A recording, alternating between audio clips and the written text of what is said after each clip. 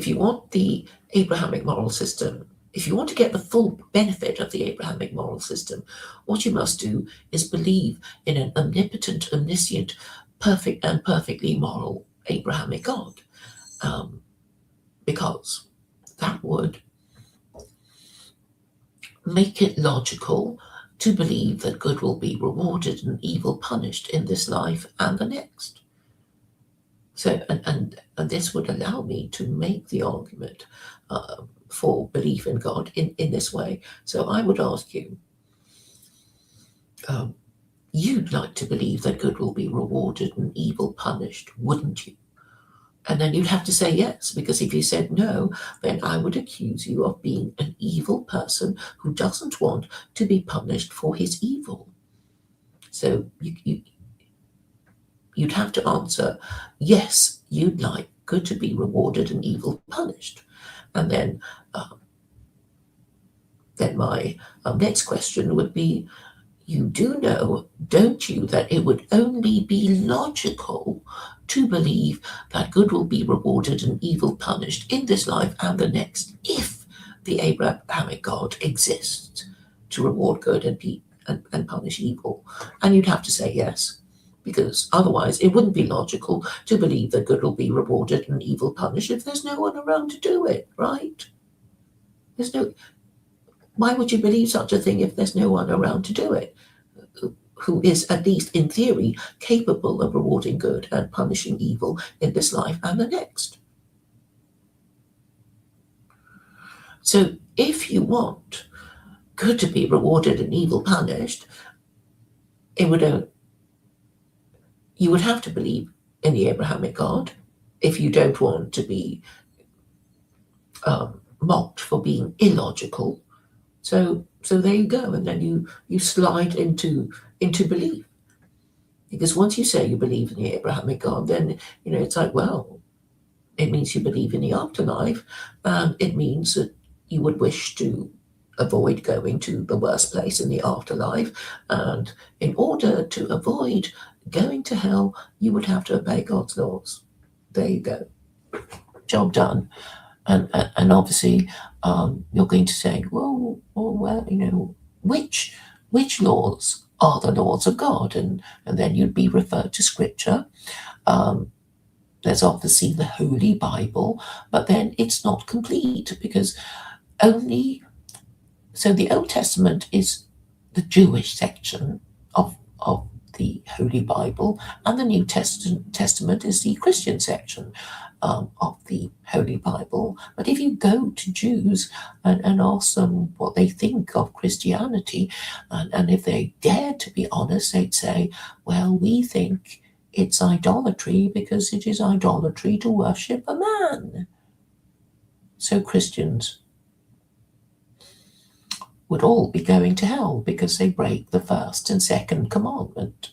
Because not only do they worship a man as idolaters, they also blaspheme God by saying things that would offend him if he exists to be offended by all that blasphemy. So the correction comes in the Quran, which incidentally does not have blasphemy as a crime, and is, I have been arguing, the basis of the First Amendment in America.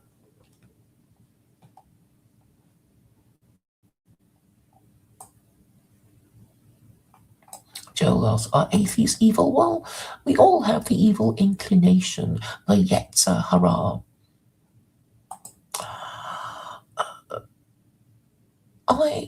Look, as a secular Quranist, basing my entire legal system on the holy book of the Muslims, of course I have to go by the book, right? What do you expect me to do? Go by some other book? Of course I have to go by the Quran.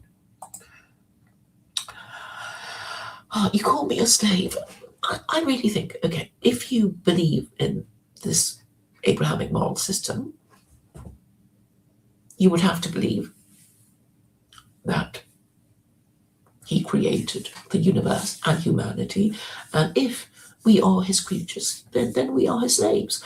And this would be confirmed by scripture, with God telling us what to think and what to do with our sex organs and whom we can and can't have sex with, right? So the whole system is basically God saying, you are my slaves, you are my lab rats, and you are being tested on your ability to tell the difference between good and evil in theory and in practice. And if you do well and pass your exam, then you'll go to the better place. So that is the bargain, and that is the purpose of our lives, if you believe in that sort of thing. And yes, we are supposed to be the slaves of God, if you're going to take the whole thing seriously. Okay, understand? What is wrong about law enforcement? What is law enforcement about moral enforcement? You'd be okay with law enforcement, right?